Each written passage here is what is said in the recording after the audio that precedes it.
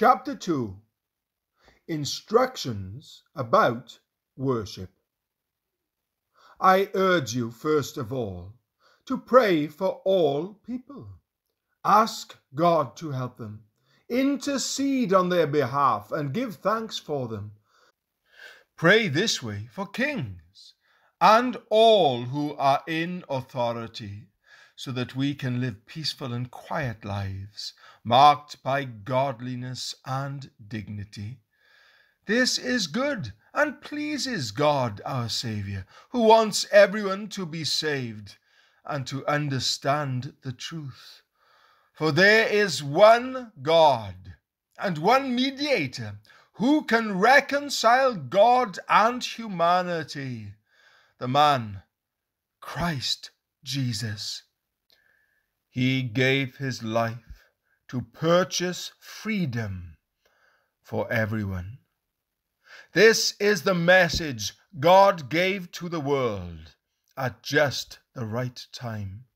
And I have been chosen as a preacher and apostle to teach the Gentiles this message about faith and truth. I'm not exaggerating, just telling the truth. In every place of worship, I want men to pray with holy hands, lifted up to God, free from anger and controversy. And I want women to be modest in their appearance. They should wear decent and appropriate clothing, and not draw attention to themselves by the way they fix their hair, or by wearing gold or pearls or expensive clothes. For women who claim to be devoted to God should make themselves attractive by the good things they do. Women should learn quietly and submissively.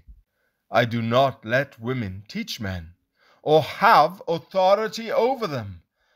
Let them listen quietly. For God made Adam first, and afterward he made Eve. And it was not Adam who was deceived by Satan.